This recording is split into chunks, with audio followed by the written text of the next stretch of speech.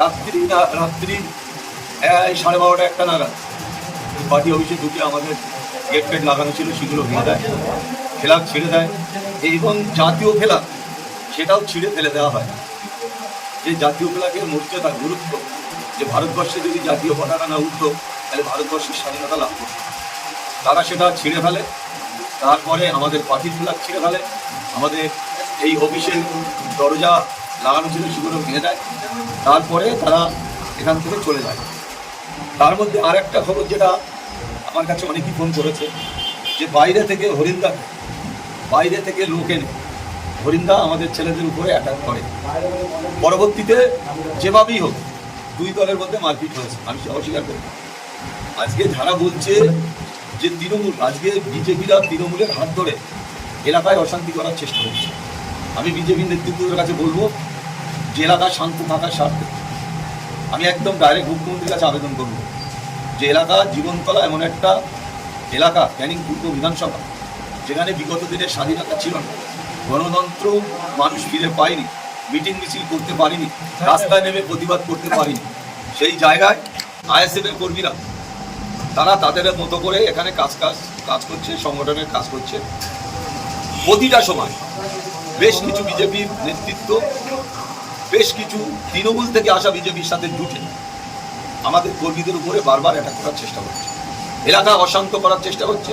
শান্ত এলাকাকে অশান্ত করে এখানে বিজেপির বেশ কিছু নেতা তারা এলাকা দখলের চেষ্টা করছে। কিন্তু একটা কথা তাদের ভেবে রাখা উচিত যে আজকে আইএসএফ এখানে শক্তিশালী, আইএসএফ ডাক দিলে হাজারে হাজারে মানুষ বেরিয়ে আসে। আমরা সেই জায়গাটায় আমি মাননীয় মুখ্যমন্ত্রীকে বলবো, এই ধরনের বিজেপি নেতৃত্ব যারা তোলাবাজি করছে, যারা তৃণমূলের হারমানদের নিয়ে বারবার এখানে সাধারণ মানুষের উপরে আক্রমণ করার চেষ্টা করছে, তাই অনুরোধ রাখবো যেখানে যারা নেতৃত্ব দিচ্ছে আপনারা সঠিক নেতৃত্বের হাতে নেতৃত্ব দিন। প্রতিনিয়ত বিজেপির নাম করে এলাকায় অশান্তি করছে, এলাকা দখল করার চেষ্টা করছে, মারপিট করছে, গণ্ডগোল করছে। তাই সেই জায়গাটা আমার অনুরোধ থাকবে যে আপনারা নেতৃত্ব দেখুন, জেলা নেতৃত্ব, রাজ্য নেতৃত্ব আপনারা দেখুন যেখানে কেন এরা গণ্ডগোলটা করছে।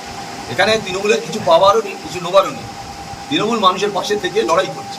বিগত দিনে যারা হারবাদগিরি করেছে, আজকে যে মারচোর মানে এনআইএর হাতে ধরা পড়েছে, তার কিছু বাঁচা কর্মী যারা খুন করেছে, এলাকা দখল করেছে, লুট করেছে, টাকা তছরূপ করেছে, বিভিন্ন জায়গায় হাজার হাজার মানে লক্ষ লক্ষ টাকা উদ্ধার হচ্ছে নার্সিংহোমের নাম করে।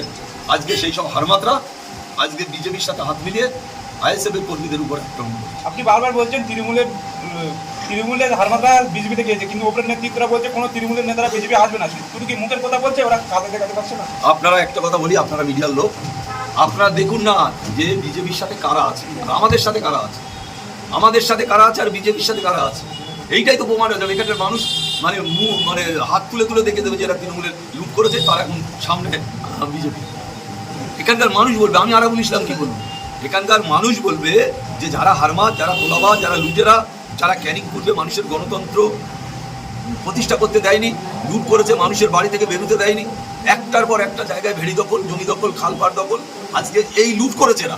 পঞ্চায়েতে যদি আপনারা দেখেন লক্ষ লক্ষ টাকা নয়, কোটি কোটি টাকা পঞ্চায়েতে দুর্নীতি হয়েছে। এই 9টা অঞ্চল আছে ক্যানিং 2 নম্বর ব্লকে, এই 9টা অঞ্চলে আপনারা দেখুন যে কোন কোন অঞ্চলে কিভাবে লুট করা হয়েছে, কিভাবে হারমাতগিরি করা হয়েছে শওকত মোল্লার নেতৃত্বে। আজকে সেই শওকত মোল্লা এনআইএর হাতে ধরা পড়েছে, তাই বলে নয় যে সে ফিরে এসে আবার লুটপাট করবে। আমাদের পরিষ্কার কথা, আমরা আইএসএফ দলটা এখানে করি, আমরা নওশাদ সিদ্দিকী, আব্বাস সিদ্দিকীর নেতৃত্বে আমরা দলটা করি, তাদের নির্দেশ আদেশ মেনে আমরা করি। কিন্তু আমাদের কর্মীর উপরে হামলা হবে, আমাদের কর্মীর উপরে মিথ্যে কেসে ফাঁসিয়ে দেওয়া হবে, এটা আরাবুল ইসলাম পছন্দ করে না। আর আরাবুল ইসলাম এই নিয়ে বসে থাকবে দরকার হলে। ক্যানিং পূর্বে তো প্রকাশ্য বলা হচ্ছে আইএসএফ এর ঝান্ডা থাকবে না, সিপিএম এর ঝান্ডা থাকবে না, তারপরে আপনাদের উপরে আক্রমণ করা হচ্ছে, আপনারা কি সিদ্ধান্ত নিচ্ছেন?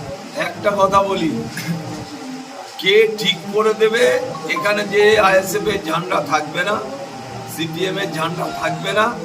তাদের জেনে রাখা উচিত যে তারা এখানে জিতেছে, ডবল ইঞ্জিন সরকার, সব ঠিক আছে, কিন্তু মানুষের গণতন্ত্র হরণ করতে পারবে না।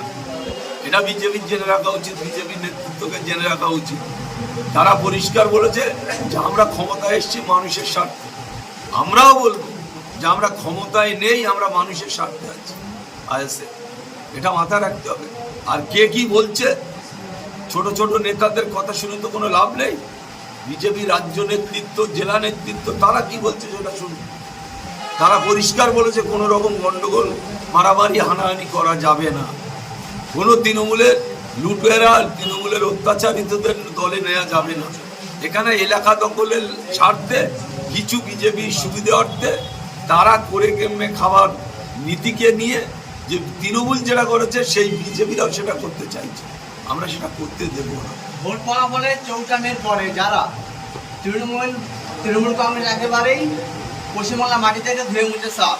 ইতিপূর্বে যারা 7 তারিখে 12টার পরে যারা তৃণমূল বা অন্যান্য দল থেকে আজকে আইএসএফের ঝান্ডা তুলে নিচ্ছে এবং অশান্তির চেষ্টা করছে, আগামী দিনে তারাই আইএসএফকে 12টা বাজিয়ে দেবে না তো?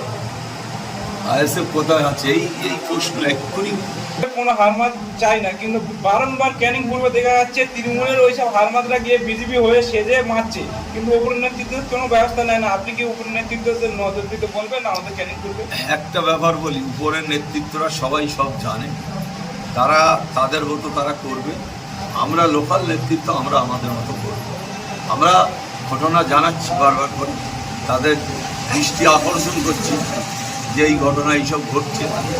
আমরা তাদের নির্দেশ মেনে যেমন চলবো, তাদের কথা শুনে চলবো, কিন্তু আমাদের নিজেদের কর্মসূচি আমরা নিজেরা করব। এখানে যদি কেউ কারো মারে আর আমরা তো চুরি হাতে বসে থাকবো না। অনেকেই বলেছে না জীবনতলায় যাওয়ার দরকার নেই, আর অনেকেই আবার অনেক নেতা আমার পাশে বসে এসে তারা বলেছে খালি খালি মিটিং ডাকবে। আমাদের তো মিটিং ডাকার দরকার নেই। আমাদের ছেলেরা মার খাবে, আমি যাব না? অফিস ভাঙচুর হবে, আমি যাব না? আমাদের ছেলেদের সারা রাত দাঁড়িয়েছে, এখন সেখানে দিনমানে পুলিশ দাঁড়াচ্ছে, আমরা যাব না? আমি চুরি হাতে বসার জন্য আমি এই দলটা করতে এসেছি? আমার লড়াই জারি থাকবে। একটা জায়গায় গন্ডগোল করলে আমরা কোনো জায়গায় ছেড়ে কথা বলবো না। আমরা পুলিশকেও বলছি যে আপনারা সঠিক কাজ করুন, ন্যায্য কাজ করুন। অন্যায়ের সাথে যারা যুক্ত তাদের বিরুদ্ধে আপনারা ব্যবস্থা নিলে আমাদের কিছু বলার থাকবে না।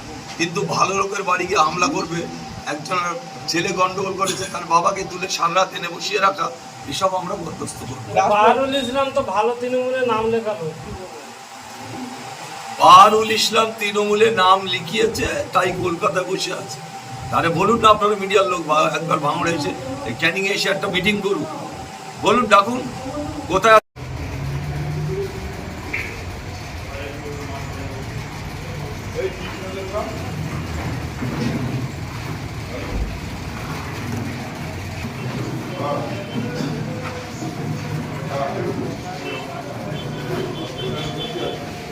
welcome.